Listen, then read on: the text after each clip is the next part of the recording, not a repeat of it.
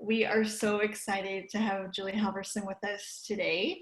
And we've had multiple episodes and webinars where we've talked about volunteer engagement in this time of COVID, fundraising best practices in this time. Julie's, and what we're going to talk about today is focus on how we can rethink metrics and evaluation practices to be more community-centered. And future webinars are going to focus on non-extractive storytelling, how storytelling and engaging community can be used for healing and activism and engagement and empowerment versus what some people coin as, poverty pimping, sort of extractive storytelling for fund development purposes and for cases and things like that, using it to engage and empower community. Other topics around how organizations can get involved in advocacy work and what that fine and blurry line is around it. So lots of interesting topics to come. But Julie, I want you to kick us off, and I want you tell us about your work, but I want you to share why you love it. Like, why did you get into this work and what fuels your passion for it? Yeah, thanks. I'm so excited to be here and to be a part of this. So thank you so much, and thanks everyone for calling in today. So I started out really as a sexual assault advocate. That's sort of where the germs of all of my advocacy and my evaluation work started. And I was an advocate in college and trained in how to support survivors and how to really think about what the broader impacts are in prevention. And so it's not just responding to that person in that moment, but it's also what are the systemic issues surrounding gender-based violence and how do we prevent it? And it really got me thinking about a systemic approach or a public health approach, which thinks about, these spheres of influence. So individual risk factors, family risk factors, community risk factors, et cetera.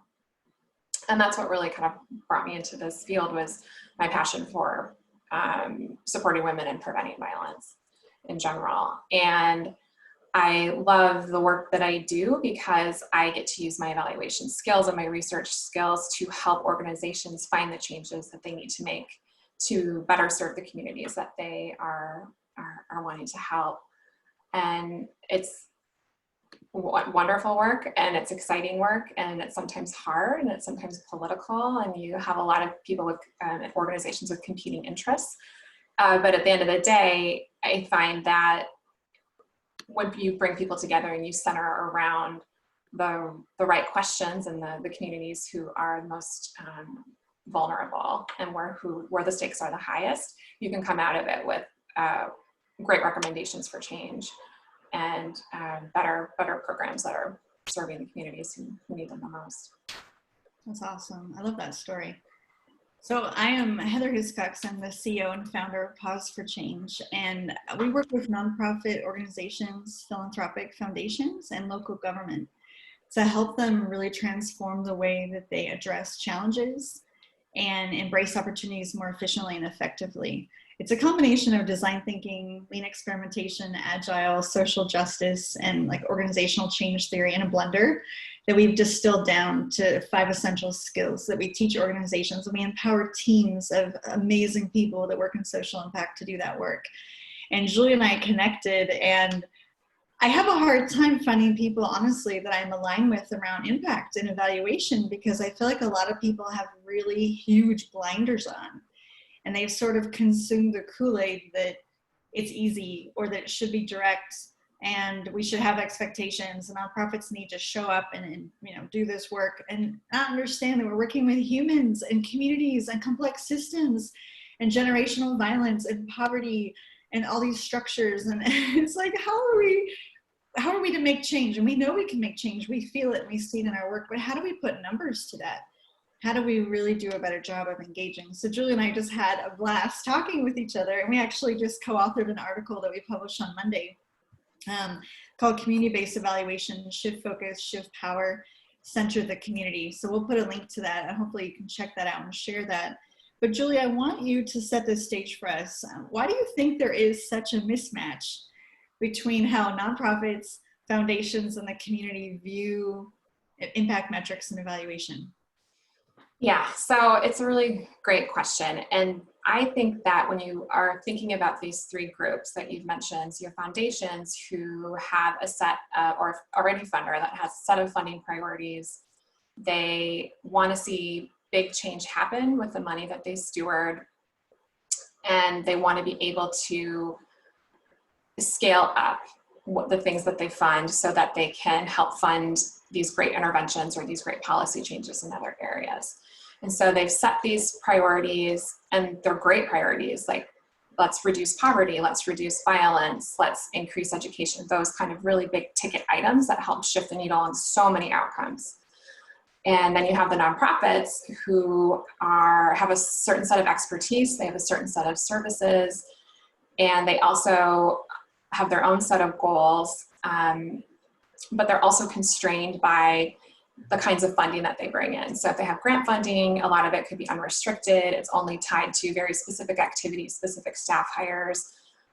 Sometimes that's evaluation. They might not have the capacity for evaluation. They may not have the data structure, the data system set up to collect data for somebody coming in from the outside to take a look at.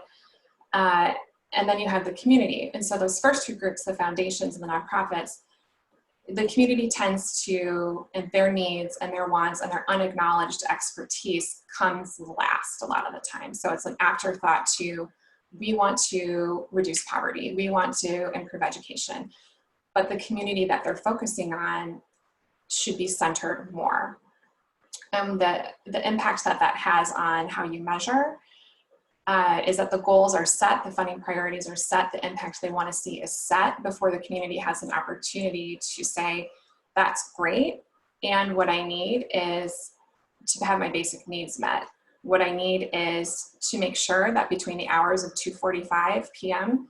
and 6:30 p.m., my kids have a safe place to go after school, because the community that I live in is lacking the built environment for safe play. There aren't a lot of places with caring adults to interact with my kids. So if you're just focusing on these, bigger level impacts like reduction in incidents of violence, reduction in poverty among a certain demographic of people, and you're not focusing on what the community actually needs, you're missing a whole chunk of things to measure and fund. And so when those things aren't lined up from the get-go, if the upfront planning for impact isn't lined up from the get-go before you set your goals, and then the metrics that are tied to them, you're going to see either not a lot of impact in the goals that you're setting because it's not lined up to what the community is actually doing or what they care about. And from an evaluation and measurement standpoint, if the community isn't in the driver's seat, your ability to get them to participate in any kind of evaluation is limited, I think. And I'd love to hear other people's experience with this as well. Because they're sort of in a position of, yes, we need these services. It's great, you're gonna fund this nonprofit to provide them, and we don't want that money to go away. But really what I need is money so my kids have something to eat before they go to school. So it's really shifting the power dynamic from this sort of top-down or paternalist structure that we currently have, or that a lot of places currently have, to more of a community-centered one where they get to decide how the money is spent. They get to decide what priorities are funded. They get to decide how you measure it and what kind of evaluation they'll either tolerate or that they want to do. Yeah, we shared a lot of stories when Julie and I were working together, and I worked with a local government once, and they had formed an entire innovation team to focus on crime in this one area. And they had so many statistics, and it was very compelling. We thought, oh gosh, there's a significant issue. And when we started going one-on-one, door-to-door, and talking to residents that lived in that area, over and over, every single person said, yeah, there's some crime, but I've lived here for a while. I feel pretty safe.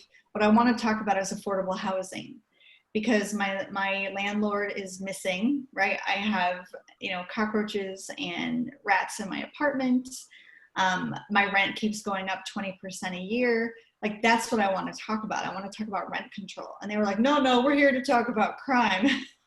And even one mother, I remember her story. She said that she had actually had to cover her child's body. There was a drive-by shooting. Even she said, yes, that was a terrifying experience, but you have to do something about housing. You have to make it more affordable. And they were blown away. And the team came back and said, oh goodness, what do we do? We're here to talk about crime. They want to talk about housing, and it really held that city accountable. That issue, they had been tiptoeing and dancing around because it was an election year, and a lot of those folks that owned a lot of those structures were friends with some of the electeds, and it made it really tricky, but they forced the agenda, and it was amazing to see the voice of the community become so powerful. So Julie, I want to talk about like what would, if you had the magic wand, that proverbial magic wand, like what would impact an evaluation look like from the beginning? How do you specifically, how would you want it to work? I would want a funding agency, a foundation, to bring the community and organizations they potentially fund on board first before they decide what their funding priority is or the goals that they're going to hold themselves accountable to, and make sure that they're centered. Or if they're, already, funding certain programs, to take a look at when your grantees are coming back to you with their progress reports, with their, final reports, et cetera, and they're listing out, you inevitably have like, well, what went wrong? What could have gone better? What were barriers to implementation or evaluation or whatever. Look at what people are writing in those things to see what's popping up the most. If it's, I would guess probably a lot of people are writing, we didn't have enough time. We didn't have enough time to implement. We didn't have enough time to plan. We didn't have enough time to get to tailor what we're doing to the specific community because it took so long to get up and running. And so if those things are brought to the forefront a little bit more, and you have an evaluator with you to help you think through exactly how you're going to measure it, exactly how you can create indicators or impact metrics in the short and long term that makes sense, that you're not going to miss impacts of what's going on because you're focused on something that's, we're related, but not, directly tied to what people are actually doing on the ground.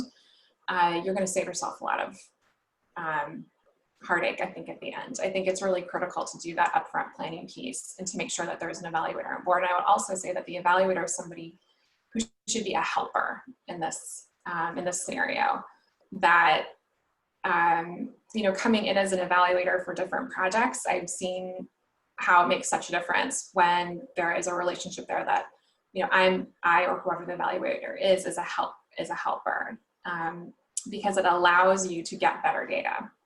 It allows you to collect better data and to understand really what's happening in a community. And there are a whole bunch of models out there for that, but there's a lot of, when you're trained in this way, there's a lot of emphasis on, being the outside objective evaluator where you're not kind of in the middle of everything, so you're not biased. And there's a lot to be said for that. At the same time, if you're doing community-based work, not having the trust of the community or the nonprofit, or being seen as the person who is the judge of whether or not this funding continues, that's a power differential that also has to shift. And so if you can create a model where the evaluation is the helper because you really want to demonstrate what you're doing or understand what you're doing even better, then that will set you up, I think, for more success down the line. Can you give an example of a project that you have seen work really well with this other model or elements of a project? Yes, I can. So I have worked on several projects, and when we're talking about foundations and nonprofits in the communities they serve and the work they do, the stakes are really high. The foundation wants to show big change. The nonprofit wants to do their work and serve the community and stay funded, and the community wants and badly needs resources, right? So the stakes are really high. And one example I'm going to share is a little bit different funding model and situation, but it's one that I like because it shows that even in really high stakes situations, if you have the relationship and you're centering the community, really good things can happen. So I was working on a project, part of my background is in child welfare and child protection. And we were hired by a attorney general's office for a state that was investigating 2 counties for their child welfare bad practices, their state agencies. And the investigation was brought to the attention by the community, to the AG's office. And so they had asked us to come in and help understand what was going on with the state agency, what was going on with the community. And the AG's office had a very specific set of things that they were looking at. So they wanted to know about the intake process and what was going wrong, and whether or not that vulnerable communities were being provided services. So kind of those two major pots. But when we got into it, because we had the trust of the community going in and started to ask questions of the workers who were working for these agencies, what do you need? Why is this not working so well? We got a whole host of other information about staffing, about turnover, about lack of training, about a process that wasn't optimized to do anything quickly. And then we were able to talk to the community and hear about their needs, and they really wanted someone just to pick up the phone. Like if anything, if they could change anything, they wanted somebody to pick up the phone. And they wanted to make sure there was one person they could actually get on the phone when they called.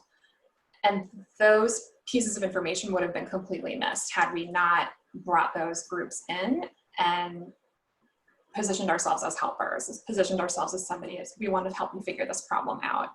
And so even though the stakes were really high, we're talking about kids and child protection. We're talking about an attorney general's office, and parallel to this process was also a grand jury investigation. So the stakes are incredibly high, but what we got out of it was a lot of information about what the county needed, a lot of information about what the community wanted and needed, and we're able to give a set of recommendations that could then further be funded to meet those needs. And had we just come in as sort of the only answering the questions that the AG's office wanted us to answer, and only looking at, sort of these binary things, we would have missed a whole other set of solutions that were coming from the county workers, that were coming from the community, that we were able to tap into. That's great. And some of the reasons why programs don't work, I have heard to be tiny and unexpected, and policy changes that had unexpected ripples. And I'll just quickly share those stories. This was a friend of mine that does work in poverty was talking to a CEO of a large nonprofit. And this individual has been in leadership roles within this community for years. And she had a client, a participant, it was like an anti-poverty program that just happened to be in a meeting with this CEO. And slightly tokenistically, he turns to this woman and says, I know you're not part of my program, but I have a program and we're having a heck of a time with recruitment and getting families and folks to take advantage of this really great program, for family engagement. Why do you think that is? And this woman said, okay, well, if I can be honest, are your staff arriving in like white Tauruses with like a giant emblem of the organization logo on the door? And he's like, yes. She said, well, I don't want that in my apartment complex because people will think that I have done something wrong or that I have called the authorities on a neighbor. Mm-hmm. And even if you're there to provide early childhood support, even if you're there to give me amazing resources, I don't want you anywhere near where I live because I don't want to have to deal with that. We thought, oh my gosh, like that is fascinating. I never thought about that in 20 plus years of leadership and working with community. And that was flabbergasting to me. And then I worked with another organization, and in their infinite wisdom, the group had created a policy where they wanted to require baccalaureate degrees for staff. Before it was more community, health workers, lay workers, as folks call them, promotoras. And they wanted to professionalize the group and require these baccalaureate degrees. And what had happened is their recruitment and retention numbers dropped. And what had happened is most of these families were Spanish as their first language, more diverse families. And you had, 23-year-old young white women that didn't speak Spanish going in and trying to hang out with these families and provide services, and families just were not feeling it. And no one knew that policy change that had happened at that much higher level was having such a ripple effect intended to improve the quality of programming, where it was displacing some of these amazing, highly engaged workers that had been in community for 20 years, that had great community connections, right? They shopped at the grocery store, they went to the same schools with their children. And it's just been fascinating to see how that misalignment has very clear impact on outcomes. Yeah. that are very unintended. And I would love to hear if you heard some of these stories, seen some of them. And in the chat, please share if you have experienced that mismatch and give us a little nugget from that. Yeah, that's a really good example of a mismatch and unintended consequences of change. And I think it kind of brings back around to the point, like if that decision, I wonder if that decision, if they had the community in the room when that decision was made to provide that requirement of those workers to have that level of degree or that level of certification. Because I'm wondering if the community would have been like, that's great, but there aren't enough of people who look like me who fit that description, who then are going to be coming into the community. And that has a bunch of ripple effects in different ways too. Mm-hmm. Mm-hmm. And looks like, Mara, you have a question or comment there. You said, it seems like you're taking almost an anthropological approach. Is that correct? So you start by listening to the community and the staff, then develop evaluation measures around that. You want to take that, Julie? Sure. Yeah, I think that's an interesting way of putting it. I really, an anthropological approach. I love it. Yeah, I think that, I mean, there's certainly can be more structure around what they do, but I think you're kind of getting at it a little bit with the anthropological descriptor that you're using of, yeah, you know, if I'm a funder, if I'm a nonprofit and we want to solve, you know, X problem, I think you can have a set of outcomes that you want to achieve, but before you go down the path of implementing funding streams or programs to deal with those problems, that the community that's directly impacted needs to be in the room and has to be not, oh, we're just here for your feedback and then we'll take it into consideration, but you are one of the decision makers at the table because this directly impacts you. So it's just shifting a little bit, I think, the power structure of how this happens. And when you do have the community who I think, you know, they're the experts on what they need and they're the experts on what the solutions are that are going to work for them.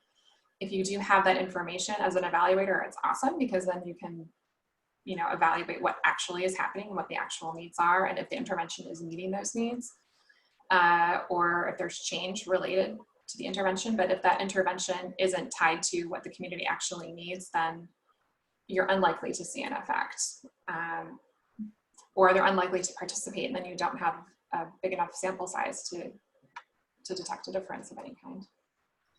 And how does that say, I mean, does that sound, how other people think about that? Feedback. What are you seeing in evaluation, especially if you work in that area and you know that something's not working? Yeah. That's how Julie and I have felt like, this feels weird to put this in a grant proposal. This feels like a strange valuation design. It feels theoretical. How many of you have felt that? We talked about grant writing as fiction writing when you and I were talking. Like, it's so like, and then this will happen, and then this will happen, and we just have crossed fingers. Well, yeah, because the expectations are really high. So you're not going to get funded unless you're promising big change. And then you're put into a position, you know, if you're the organization asking for funding, you're put into a position of, well, I better demonstrate this change, and I better use a really rigorous approach. So I need evaluation to come in and help with, you know, and help with that. So we're going to propose a randomized control trial, which I personally don't like them unless you're testing vaccines or drugs. But I think when you're in a setting like this, it's just really hard, and it's really, it's just difficult to implement, and they're expensive, and the money could be utilized in other ways. You can still get, you can have a lot of rigor without alienating the community that you're trying to help. But yeah, I think, you know, that it's having the expectation of really big change and scalable interventions is a really high bar. And I don't think there are a lot of community-based organizations or interventions out there that are meeting that high bar. And if that's not happening at this point, the question is, well, then what will work? Can we trade off rigor? Can we trade off some of these super high expectations and fund what is working? And fund what people will participate in and get and learn from the community, because absent that, I think you're just missing a whole piece of it. And you're also putting a lot of pressure on an organization to show outcomes that they cannot possibly meet given the funding, given the timeline. And so they're setting themselves up for failure.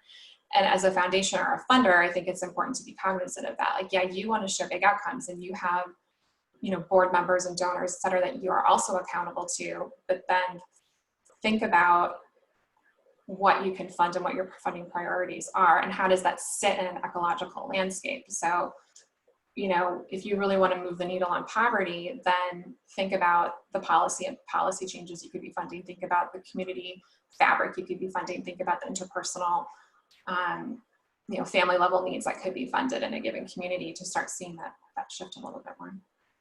Absolutely. And Amy says in the chat, I like how you're calling attention to the influence of power structures.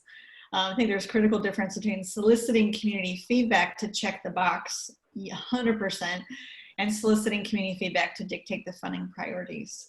Absolutely. Yep. Yeah, 100% agree with that. And the community knows it too. And they know when they're just sort of being, because I mean, I think about the community that I live in, and you know, there's a lot of emphasis in Madison on reducing achievement gaps for kids of color and Black kids in the community. And the same people of color and Black people in our community get tapped again and again and again for feedback from, you know, nonprofits, from the school district, from you name it, whatever initiative is happening. The same people get tapped, and they're tired. And I've heard people say this, like, we get asked all the time for our feedback. We are saying the same things over and over again. We have for years, and nothing changes. And so if that's the relationship, or if that's the pattern, then in order to really change it, you know, what are your options? And I think it's to not treat the community as sort of this, well, we'll get your feedback and maybe we'll use what we think is helpful to further our goals, but let's maybe shape our goals around what's needed, and then measure that and see what happens. Absolutely. It's really, they're treated as communities of convenience. Like, oh, by the way, here you are. Like, that's the entire purpose of our work, right? Mm-hmm. Is to improve people's lives and improve generations of impact. And we treat folks as sort of a nuisance in many cases. We treat communities like, come on, participate in this. And if you don't, we'll then blame you when we're not really participating, when it's because the mismatch is there. Yeah, because the power differential, yeah. Like, I mean, as an event, I have felt this too, you know, going into different projects where I'm the evaluator, and I feel the power differential when I walk in the room. And for one thing, it makes it really hard to do my job. And for another thing, it's just not fair. It's not fair to them that it's set up that I'm sort of this judge and jury over whether or not they're successful or whether or not they're going to get funding, especially in communities that are vulnerable and really need money and other resources. Yeah, we wrote in the article, we started it with a couple different scenarios where you get a grant and you're like, we got the grant. And first of all, you don't even remember what the grant said because it's been 6 months since you submitted it. And it causes strife. It causes internal chaos. It causes tension with community.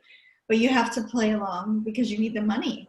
You want to do anything you can to help the community, but in this disconnected way. So it is sort of interesting. And what all those different scenarios are around grant funding. And Cheryl has an interesting comment. What if funders engage in a design process and let the grantees and community design the grant process? The grant process is less and less relevant to getting impact, let alone scaling impact. So how do funders move from compliance to impact? That's a great question. You want to take that? So the question is, how do funders move from compliance to impact? Wow. Yeah. Yeah. How could you have to pull those things apart. Yeah.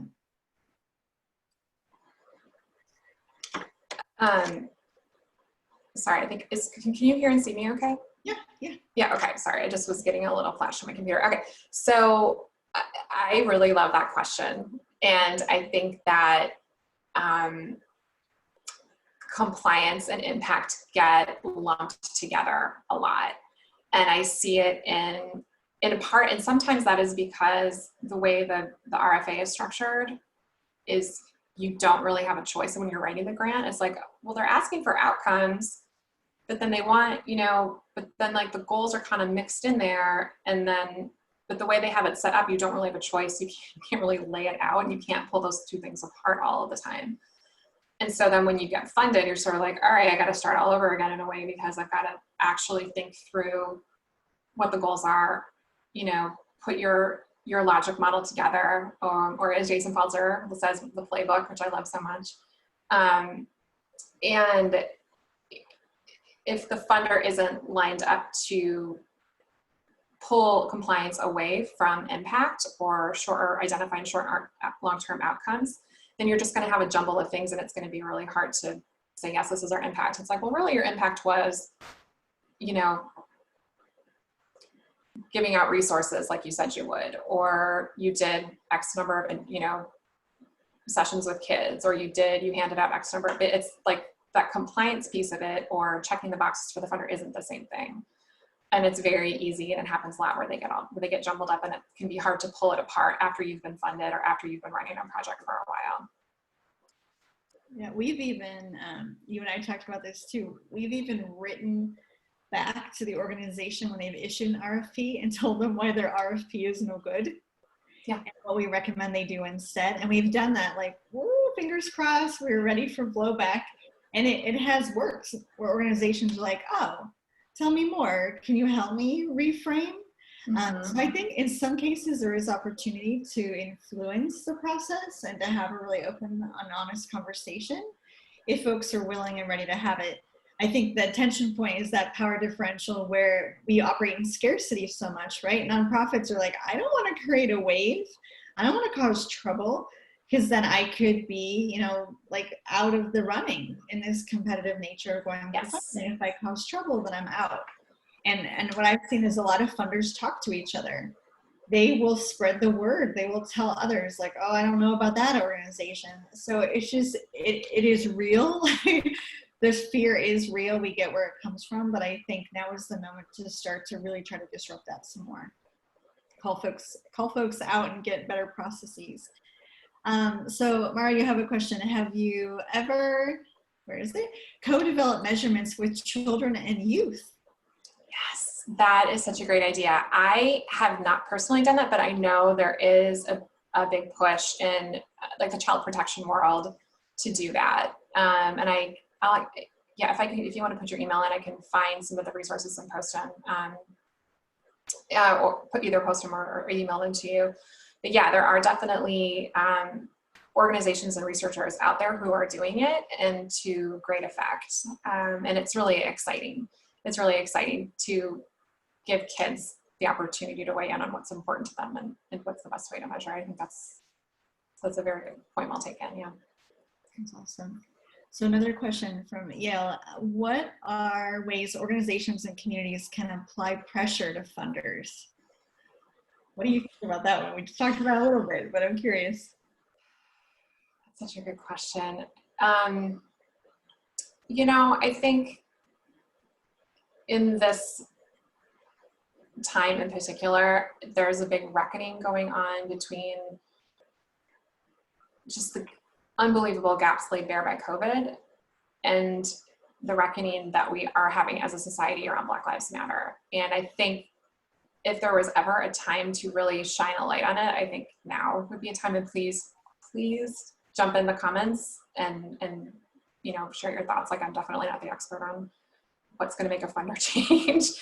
But I think having the, you know, money responds to data, and having data to say, hey, we decided to center the community in this way and figure out what they need, and here is what we need funded. I think that is appealing.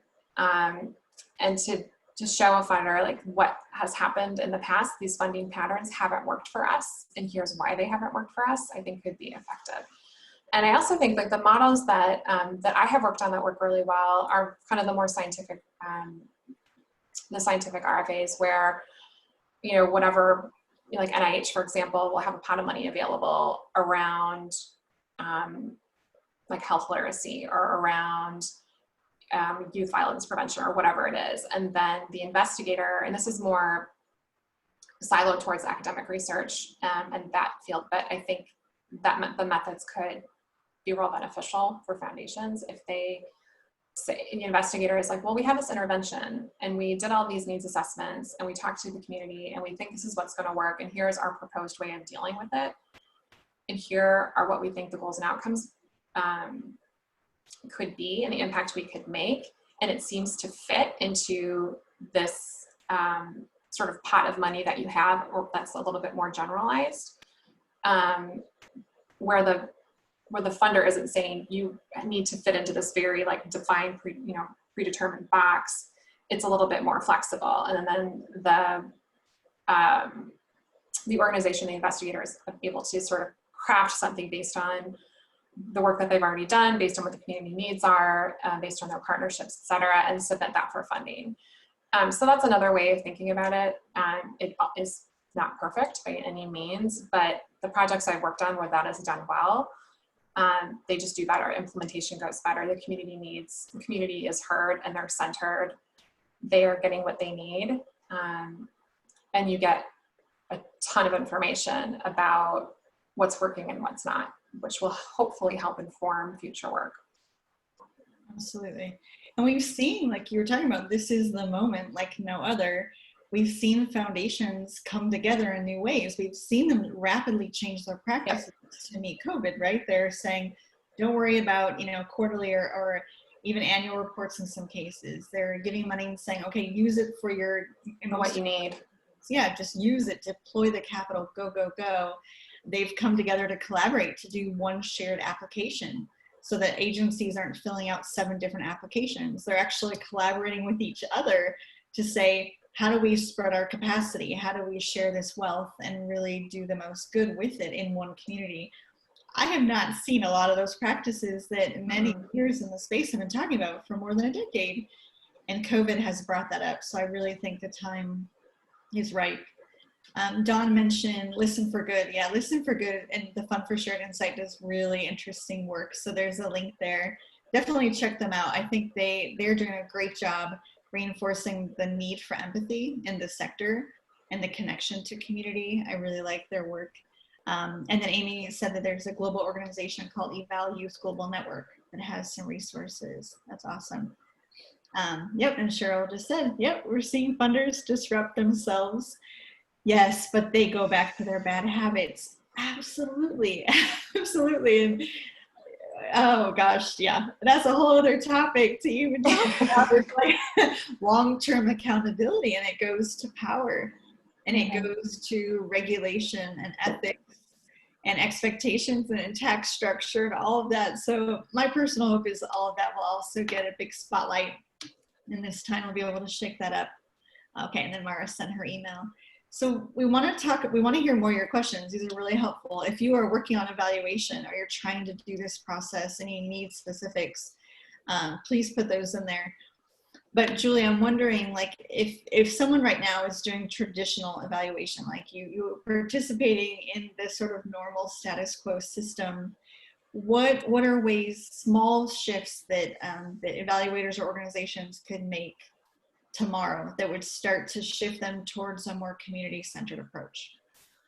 It's a great question. I think, gosh, there are a lot of things. I think even if you're in the middle of an evaluation, of evaluating a project, I think there is always opportunity to go back to the community and check in with them and ask them questions about what they need and how things are working for them. And I have done it. I've done it when evaluations haven't been going well or interventions haven't been going well. And what do? It's like your data collection is wrapping up and you're not getting a lot of participation, or if you're doing a longitudinal study, you're not able to follow the same people over time. Like there's a lot of attrition. So what do you mean? You have to show something for it. And something that's always in your back pocket as an evaluator is qualitative work, and to sit down with people and talk to them about what's going on. And when I have done that, I have always learned more about what the community actually needs. And one example I'll share is doing youth violence prevention work and talking to a group of parents whose children were involved in this sort of leadership program that these community groups were doing. And they're teenagers, and the kids really were having a great time with it. And the question was, are these programs effective in helping with conflict resolution skills and self-esteem and those kinds of things that are tied to violence, sort of on the continuum of things. And then you get the parents in the room and you ask them questions about, like, when you think about violence in your community, what are your solutions? How are, what needs to change? And the parents in that room said two things. One, that the community they felt with the other parents in that room who had teenagers who were dealing with, and they were mostly people of color. I think they were all people of color. The community and the connections that they built through that program were by far the most rewarding part of that they felt that they had other people to talk to. Great, our kids are in this program and they're having a good time, but the parents by far valued a sense of community, and that was the organizations that were providing a fabric for community. The other thing that came up was police brutality and teaching their kids about how to interact with the police to stay alive. Those were not questions that we were looking at. Those were not questions that we were asking. That was not at all centered in the conversation around violence from the get-go, and it should have been. But we found out about it later. So I think even if you are in the middle of and it went into our findings, it went into just more for me, it was nothing new to the community, but I think to the academics in the room and the funders in the room and so forth, I think it was just more information that they needed to fund the community that needs the most help. And I think there's always an opportunity to go back and check in with them, even if you've already launched your process and you're already in the middle of the project. There's always a way to go back and kind of bring the community and center them. I would just caution that you do it authentically, because like I said earlier, they're tired. So. Yeah, we talked in the article about the power dynamic with funders and nonprofits, but nonprofits and community. And you talked about evaluators and community, and to be really aware and cognizant of that, I think is important. So Jason says, I have found that identifying the assumptions from the community, the organization, the funders are important in having an effective playbook or logic model. Yeah, logic models. And so I would love to see more of what you talk about for playbooks. They drive me crazy. It's like the graphic representation of assumptions. It's like I could make a list, but here's a pretty diagram of all the stuff that I think is going to happen as part of this, pretend this fiction writing. Often our assumptions are not challenged, which might change the evaluation as well as the program strategy. Absolutely.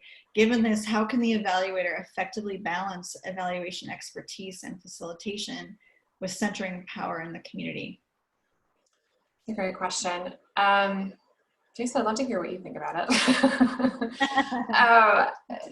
So yeah, I think that by creating a logic model where the community needs and what they want aren't centered, you're going to set yourself up for that structure for sure, or you're at risk of doing that. And the evaluator, you're often just in the position of having to balance those things, and it's hard. And I think just by reflecting back the information that you are getting in an accurate way, with also framing it in terms of this is the power dynamic that we're talking about, and not ignoring the power dynamic and calling it out, I think is a step in the right direction, because it doesn't perpetuate the sort of built-in power dynamic going forward. I don't know if that's totally clear, but if I'm writing up findings for a focus group, if I'm writing up findings for a study, if I'm able to say, here's the logic model, here's how we came up with the metrics, here the community was involved in X, Y, and Z ways, acknowledge that there's a power dynamic happening, then I think then you can then interpret the results a little bit better going forward. That would be one way of doing it. I'm curious to hear what other people think. Yeah, please put those in the chat. And Hannah is asking for SEIU, ooh, love SEIU. What methods do you have for tracking qualitative change over time? Yes, everyone wants quantitative, right? They want the number of people that did the things, but qualitative is so important. So please speak about qualitative change, like culture change. Yeah. So, I mean, you have to have a framework and you just track it over time. I guess, why are you asking that question? I'd like to know a little bit more about like what you want to know. Yeah, Hannah, do you want to say more? Sure. So sure. I work at an innovation center at SEIU, and Hi, and I feel like, you know, changing an organization to become more innovative, for example, which involves building skills, and you can track how many trainings did you do and how, you know, but I also feel like there's a bigger picture of starting to see more collaboration or a couple different indicators, but it always feels so nonlinear and so long, like it takes several years, right, to change the culture of an organization or a community. So I feel like you can do more immediate tracking and evaluation. I haven't seen a really inspiring example of a long-term method for tracking culture change like that. Yeah, that's a really good question. I don't know that I have a really good answer for you other than that all evaluation comes with a set of tools that you can use to track the changes as you see fit. So I think one method of evaluation that I use more and more that I like is developmental evaluation, where you have a set of tools that you build together with, you know, whatever stakeholders or community you're working with. And it allows you to track that qualitative change over time through conversations, through meeting minutes, through whatever, and allows you to have a set of indicators at the outset that you're looking at. But then as things change, you also have a way of collecting that information, you know, the changes that happen, you know, that you can't really put your hands around. And it gives you a way of doing that. It's a little bit, it's probably more, it is more time consuming, but there are tools out there and frameworks out there that let you kind of build a framework and a set of tools to help track those things over time. I don't think there's like not one off the shelf that I can recommend. I mean, sure, if other people would probably have some good recommendations too. But I would look into developmental evaluation. That sounds like it might be a good model for what you're talking about. And it allows you to track the changes, but then it also allows you to help make decisions about what might need to change. So if you're talking about innovation and culture change over time in an organization, you know, you're going to be headed down one path, and then you're going to see it's not working, or there's a bunch of staff turnover, or the political, you know, ecology has changed, and so then there's a shift. And so that might tie to what you're talking about. There's not this linear approach, and the quantitative approach of just measuring certain things over time is going to look kind of funny. But if you have a way of creating a framework around, you know, those sort of micro changes that happen with an organization, developmental evaluation is one that I would recommend looking into. And Hannah, yeah, we have an organizational assessment that we put together to track innovation, and you can use it like a pre and post test, or you can do, you know, here's the evaluation in 2019, here's it again in 2020, here's how it shifts. And with COVID, my goodness, I mean, I've talked to Marisol a little bit about some of the shifts. It has accelerated the degree to which people go, oh, it's time to innovate now. Like, right? All of us have been saying, innovate, innovate, innovate. Everyone's like, not right now, no, later. And now they're like, oh, goodness, where have you been? I want to innovate. It's like, oh, come on, right? Yeah, a story I've heard from a colleague is that she has for years been helping federally qualified health centers and hospitals do like health systems work, and in grants she's always writing that, you know, there's always a need from the funder of like, when are you going to do telemedicine, when are you going to do telehealth, when are you going to roll this out to reach people who don't live near this health system. And the health system higher ups are always like, we'll get to it, it's just really hard, you know, rolling out new technology, it's just really complicated, it's going to take a long time, it's going to take a lot of money, and then COVID happens overnight. Exactly. And a model that we have worked on with one foundation, we've done 3 separate projects, and it's a model we call stage gate philanthropy, is it helps organizations and funders that want to place a big bet, like they have a risky but exciting proposal, really test it with the team and force the team to go do community engagement, go do stakeholder engagement, and they have to give that information to the funder. And then the funder, it builds a trust-based relationship where they can go back to the funder and say, oh, those 7 things that we said, that logic model we created, that Gantt chart is so pretty. Never mind, 4 of those were totally wrong. Can we have a do-over? And they say, okay, yeah, that's interesting. Great learning with you. And then they get a do-over, and they get to also test assumptions, and they get to do quick experiments. And with that do-over, they get to have a much stronger proposal. And that's something that we've been advocating for, is that instead of writing works of fiction and whoever, writes the best wins, or it has the best relationships, the most power in the community wins, what if it can be about actual evidence before you even get started? What if it's 40 stakeholder interviews with amazing insights? What if it's you calling out on your own program? These are the 8 riskiest assumptions that will mess up this program. And we've run 5 experiments and we have validation. We know this will work. And when I talk to funders about this model, like, they're so excited. They say, wow, if those are the proposals we got, it would make our life so much easier. Because I have sat in on funders' board meetings where they're making decisions, and it really is a debate of assumptions on their end. It's like, well, this isn't going to work. This might work. I don't know. I kind of like this one better. It's like, oh my goodness, it's just layers of cuckoo. So I think if we were treating evaluation differently, we can have so many different potential outcomes that aren't even rising to the surface. They're in seeing light of day. Yeah, I think evaluation can definitely be used as a tool to help set the table for that kind of change and to help get to impact. But you need that sort of space and that upfront planning and that your level of honesty without fear to make it happen. And I think it just benefits everybody. Absolutely. So any other questions, pop those into the chat. We want to know what you're working on or what questions you have for Julie about, models and pieces that she's thinking about. Give you a second. And Julia, I was wondering, do you want to show the visual of especially the multi-layered circles? I think it would be sure. I wonder, I'll pull it up and then hopefully it's, oops. I think it's easy to see. If it doesn't work, let me know and I can try to pull it up too. I do have it open. Yeah, why don't you pull it up and then I'll.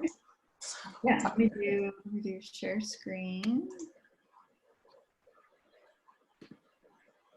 I'm going to go to our community center. This is the LinkedIn article. Okay, can you see my screen? Yep. Going through. Yeah, so this is, do you want to talk through these figures? Yeah. So when Heather and I were talking about, all of these issues, we started talking about, like, what's the traditional approach to getting your work funded or a project funded? And there is sort of that power dynamic I was talking about in the beginning of, like, you have the funder, their expectations, their requirements, they want big change, they want ROI and the money that they're spending.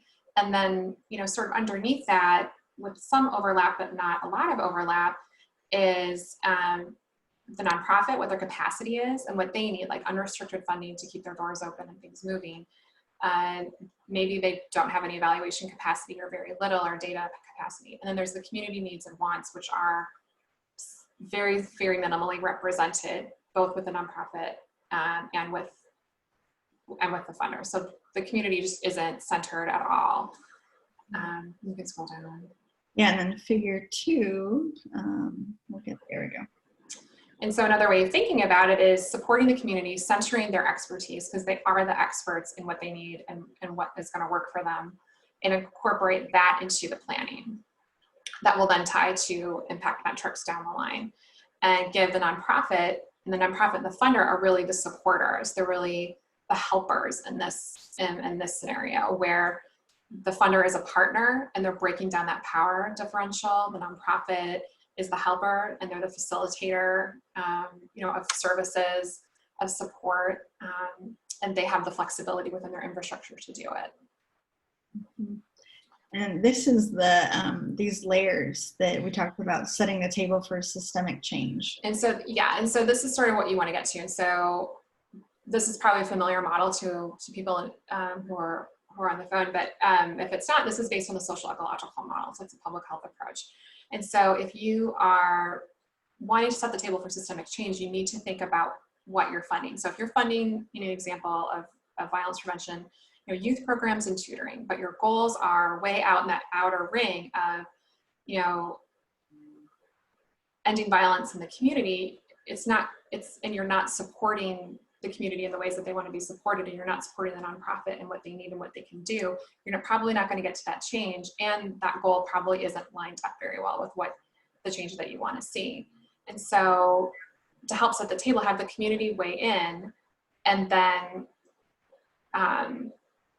think about that smallest circle in the middle. That's the individual level. What kind of impact, what kind of funding impact can you make at the individual level? And then what do you want to measure out of that?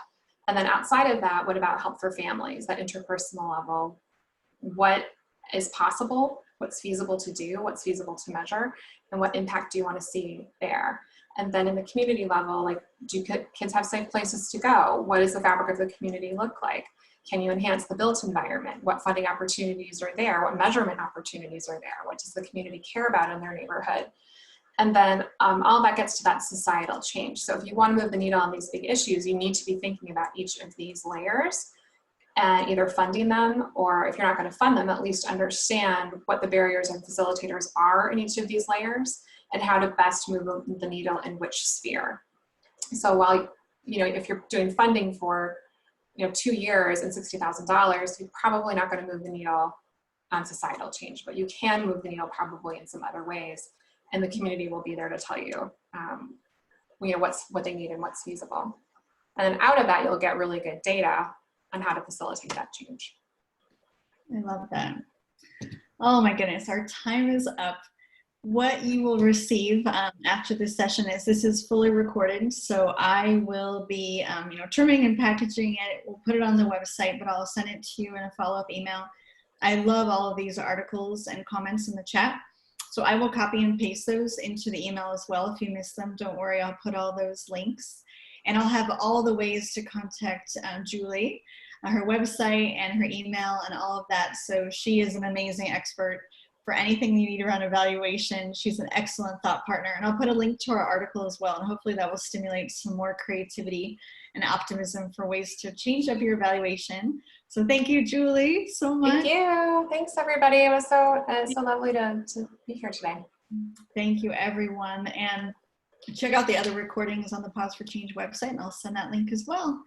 Take good care and be safe. Okay, bye.